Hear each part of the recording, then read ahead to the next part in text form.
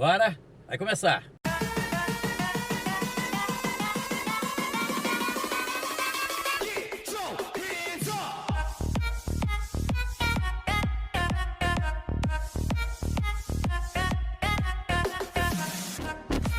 Vamos seguindo aqui com o nosso programa nessa manhã de quinta-feira gostosa, linda, maravilhosa, no oferecimento de Cofrio, sabor a toda prova de Hospital Evangélico de Cachoeiro, trabalhando pela valorização da vida. De Óticas da Corujinha, tem 5 lojas em Cachoeiro. Café Sossego puro das montanhas do Espírito Santo.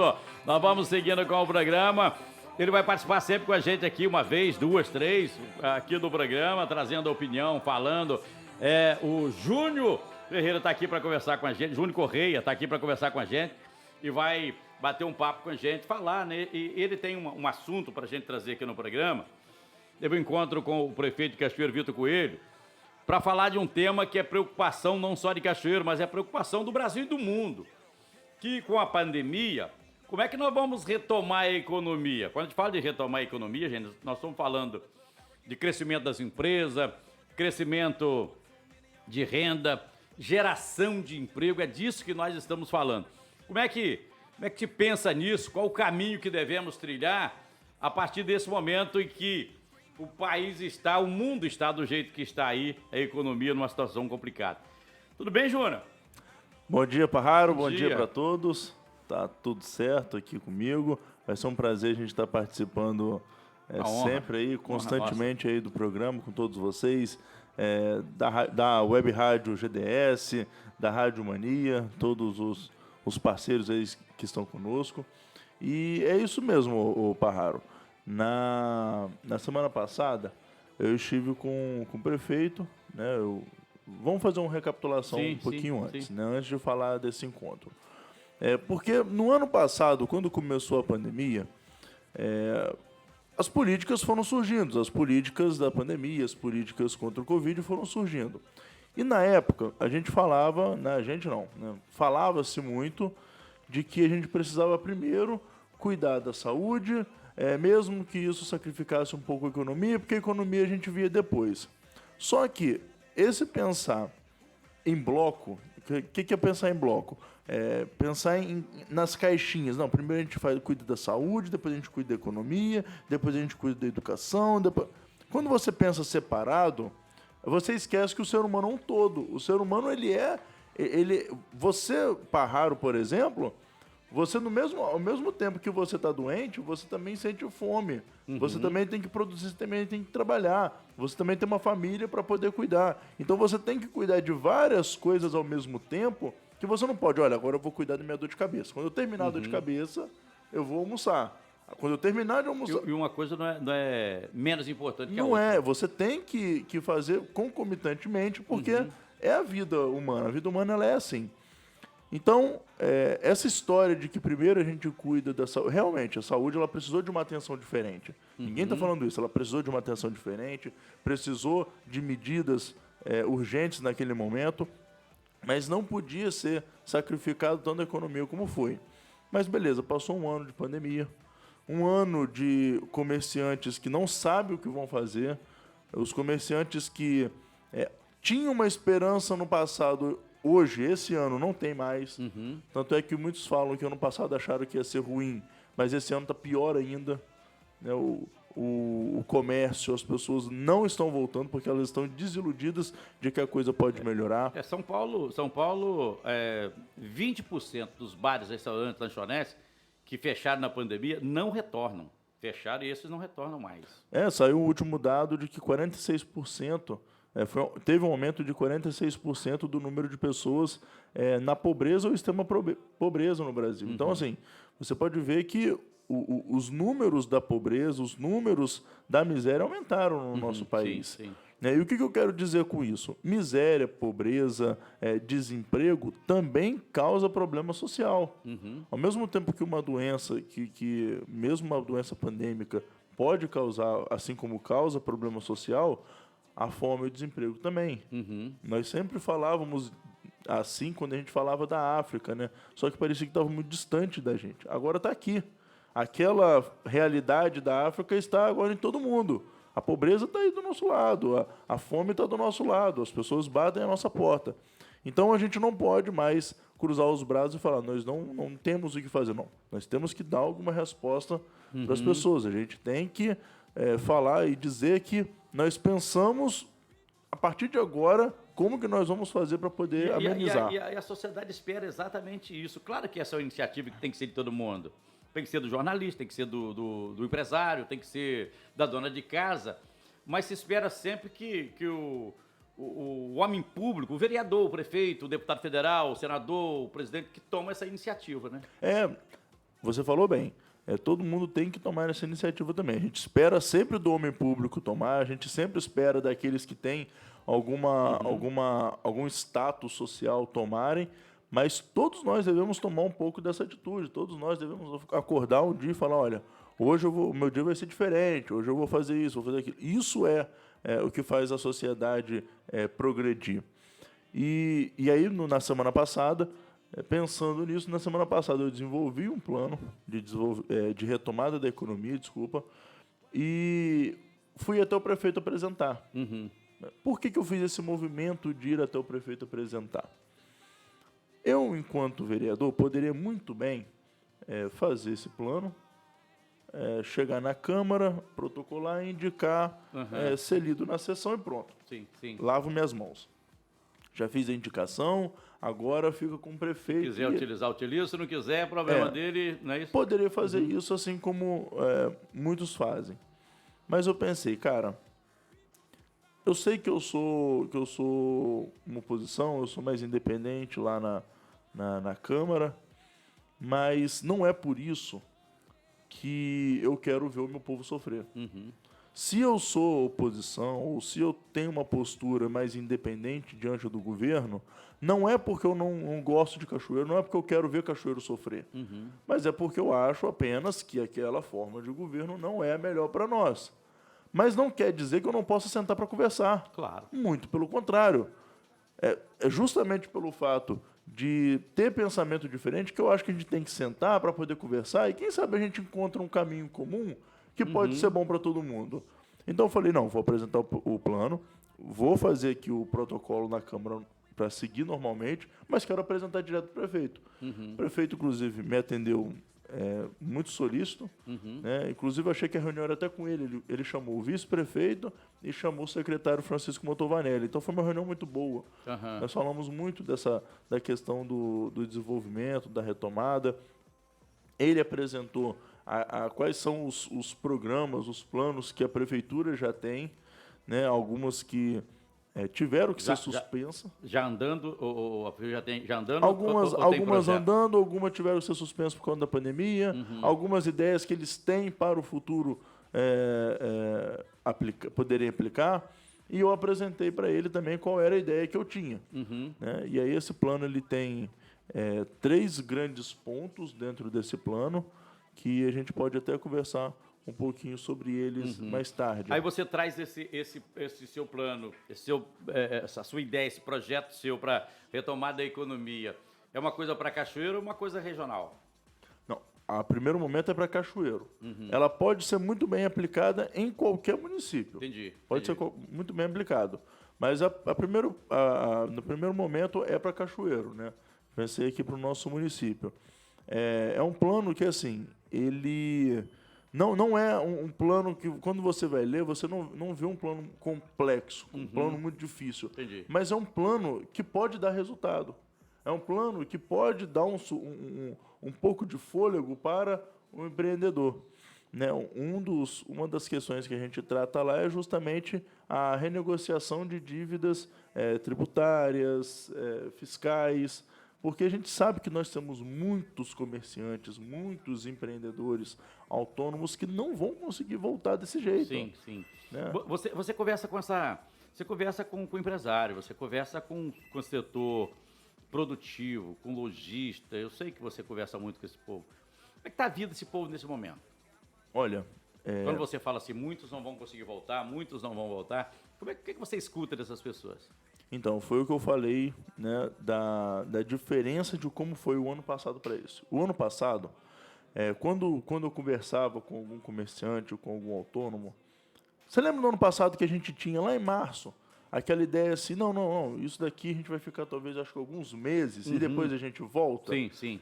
Isso, querendo ou não, era um pouco uma ponta de esperança para o empreendedor, era uma ponta de esperança para aquele empresário, para aquele comerciante. Então, ele trabalhou, aí ele parou falando assim, não, eu vou parar por 2 semanas, eu tenho depois esse momento complicado, mas ali na frente vai mudar, vai melhorar. Vai mudar e vai melhorar, vai voltar tudo ao normal. Aí prolongou por mais 2 semanas. Aí ele, não, pera lá. Não, mas eu vou segurar um pouquinho aqui.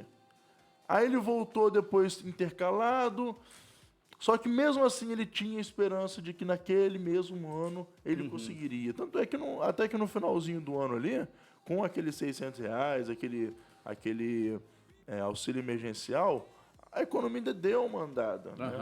Nós tínhamos perspectivas de... Com o próprio programa do governo de incentivo à redução de carga horária. Sim. Não é? O que o governo pagaria uma certa parte do funcionário para não precisar mandar embora. Essa medida que foi assinada agora ontem novamente, né? Sim. Então, assim, essa esperança de que as coisas poderiam voltar ainda naquele ano fez com que ainda tivesse algum giro econômico, ainda tivesse algum fomento econômico no ano passado que não teve o recuo que a gente achou que teria. Muitos esperavam que o Brasil tivesse um decréscimo de 10%, 14%. Nós tivemos de 7%. Pô, mas foram 7%. Tá, mas se você pensar qual era a perspectiva antes, né, é metade do que a gente decresceu. Mas todo mundo foi assim. Né? Todos os países também tiveram um decréscimo por conta da pandemia. Só que esse ano, Parraro, está um pouco diferente. Deixa eu falar com você. Me dá 2 minutos aí e a gente volta falando desse assunto. A gente pega exatamente quando você fala assim, Parraro, esse ano está diferente. Então vamos pegar dessa fala aqui depois do intervalo comercial. Segura aí, rapidinho.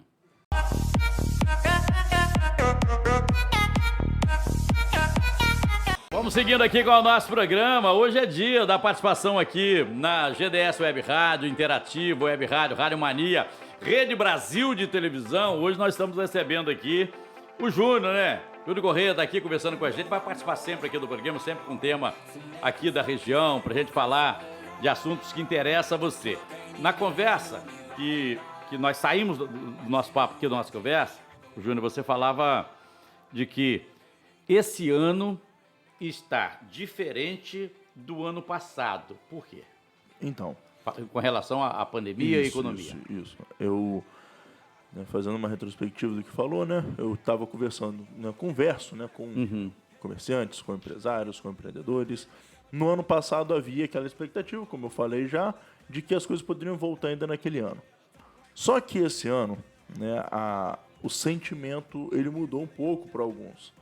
Porque, principalmente no começo do ano, que as pessoas, de novo, quando começou o ano ali em janeiro, fevereiro, quando em março veio de novo os decretos, as quarentenas, os lockdowns, pessoal, de novo nós vamos ficar mais um mês sem poder trabalhar, mais restrições, né, igual a última que teve, né, poder apenas abrir na quarta, quinta e sexta. Não tem lógica. As pessoas percebem isso, as pessoas percebem que esses decretos, essas leis, elas não têm lógica, na cabeça das pessoas não funcionam. Por quê? Se você não quer promover a aglomeração, você não restringe o horário do comércio, você prolonga. Eu concordo plenamente com você, eu não consigo entender isso. É igual você reduzir número de ônibus. Não consigo entender, não tem lógica. Não tem lógica. Você não quer aglomerar dentro do ônibus, aí ao invés de tirar de 100 e botar 200, você coloca 50. Aí vai aglomerar mais ainda.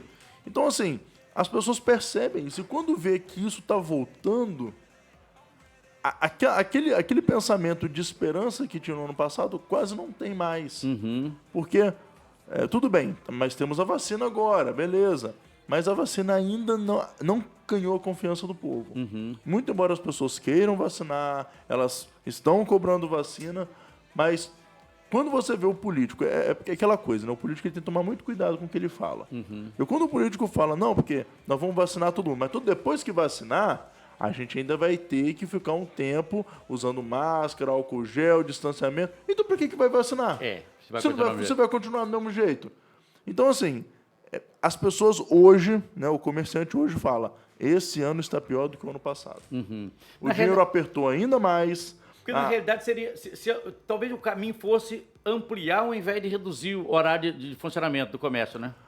Seria o mais lógico, né? Porque, pensa, nós estamos na semana passada nós tivemos no risco extremo em Cachoeiro. Então, no risco extremo, ou seja, a maior taxa de contágio, né, a maior taxa de ocupação dos leitos. Aí o que eles decidem? Vamos reduzir a quantidade de dias para abrir o comércio para quarta, quinta e sexta. Pô, se você não quer aglomerar, aumenta, bota para funcionar sábado, domingo, feriado, todo dia, sim. 24 horas por dia se for preciso. Porque o cara que está acostumado a ir às 9 horas da manhã, onde tem muita gente, ele vai começar às 8, vai começar às 7, ou ele vai 2 horas da tarde. Acontece uma mudança de comportamento até. As pessoas mudam o comportamento, é isso aí. Mudou o comportamento por conta daquele caso específico. Mas não, quando você restringe, quarta, quinta e sexta, de 10 às 4, o que você faz? Aglomera todo mundo. Naquele horário. Aglomera 100 mil pessoas aqui em Cachoeiro, em um curto horário de tempo, 4 horas. Umas filas enormes nas na frente de lotérica, na frente de banco. Aí no banco, faz aquela fila toda. Tem que preservar o funcionário do banco. Eu sei que tem que preservar o bancário, mas e a população que está lá fora? Porque aquela população lá fora se contaminando, quando o cara entrar, ele vai contaminar do mesmo jeito. Então, assim, são coisas que todo mundo percebe que não tem lógica, mas continua acontecendo. E pelo fato de continuar acontecendo, não está se perdendo a esperança de que pode voltar esse ano. Aí falar de retomada de economia, a iniciativa, o plano é importante, mas é preciso que a sociedade abrace isso, né? É preciso que o empresário abrace isso, que todo mundo entenda, peraí, nós temos que ir para cima disso, porque senão não gera emprego, não gera renda, senão não gera, a economia não cresce. Pois bem, nesse sentimento que você percebe no empresariado e tal, como é que esse seu plano, como é que vai convencer a população, esse empresário, a comprar essa ideia e ir para cima disso, Júnior? Então, o plano, ele na verdade, ele tem muito mais a participação do poder público do que da própria iniciativa privada. Por quê? Porque é justamente esse plano aqui, ele é para ajudar a iniciativa privada nesse momento. Entendi. Nós temos uma coisa que a gente sempre fala, o governo ajuda, né, os políticos ajudam quando não atrapalham. Né? Só que neste momento, né, que nós estamos vivendo agora, já foi atrapalhado. O comerciante, o cidadão já foi atrapalhado durante um ano. Agora é hora do governo ajudar de fato a retomada da economia. E agora, quando você fala desse governo, você está falando do governo municipal? Não, de todos. Não, mas dentro do seu plano. Ah, tá, do governo municipal, isso aí. Sim. Quando eu falo de governo, mas quando eu falo de governo, eu falo do geral. Geral. Sim, dos governadores, dos prefeitos, do governo federal. Todos. Né? Todos tomaram medidas que atrapalharam o comércio. Agora, todos eles vão ter que fazer alguma coisa para ajudar o comerciante, para ajudar o empresário, para ajudar o empreendedor. E aí entra seu plano aqui. E aí entra o plano. Aí é regional. Isso, aí é regional. Aí esse daqui é um plano. Inclusive esse plano, não esse, né? Mas eu já vi que eu tenho um grupo de vereadores pelo Brasil, né? É um grupo, o nome do grupo é UVCONS, né? É União dos Vereadores Conservadores do Brasil. Esse grupo, a gente tem uma interação muito boa, a gente compartilha entre a gente, e a gente conversou sobre isso.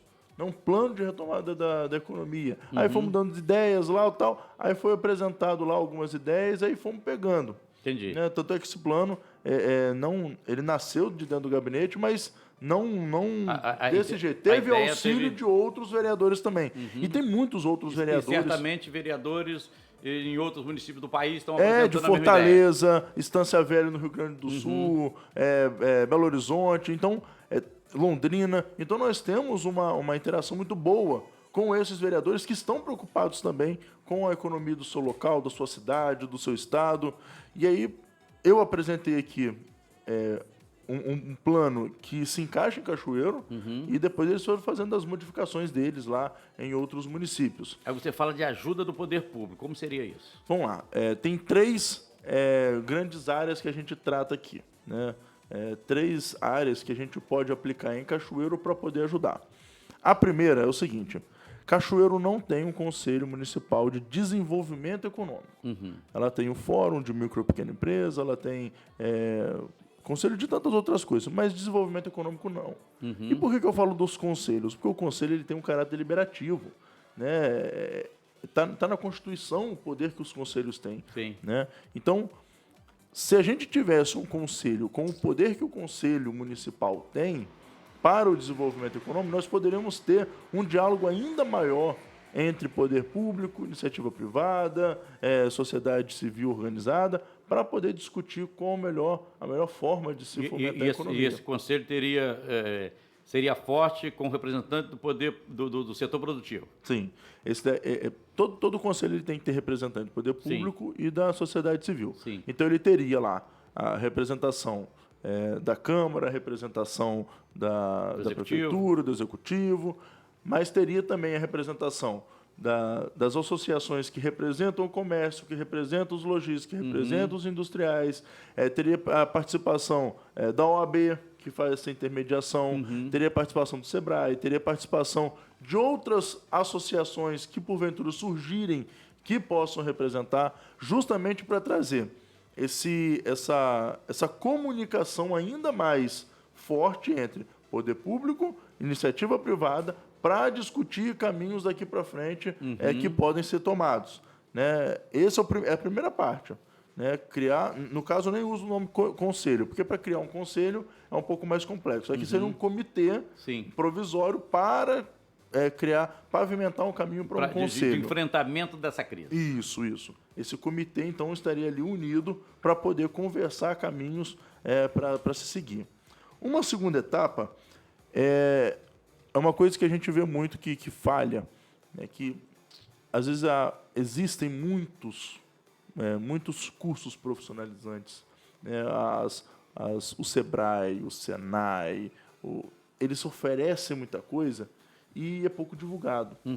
Então, a gente trata na segunda parte de incentivo ao empreendedorismo, qualificação e capacitação. Como? A prefeitura iria fazer parcerias com esses órgãos para promover capacitação para o seu comerciante, para o seu empreendedor, para o seu autônomo. Por que isso é importante? Porque no ano passado, muitos deles não puderam trabalhar. Teve um ano perdido. Sim. Esse ano perdido, eles poderiam, né, ao longo do trabalho, eles poderiam estar se profissionalizando, poderiam estar melhorando, poderiam estar crescendo. Por conta de ficar parado, eles perderam ritmo. Eles perderam muita coisa, eles perderam muito conhecimento. Essa qualificação ela é muito importante porque é o grande problema do Brasil hoje, é a falta de mão de obra qualificada em todos os setores. Isso. Não é isso? Fala-se muito que, há um tempo atrás, falava-se que a China ela era um ótimo país para se empreender porque era uma mão de obra barata, mas qualificada. Né?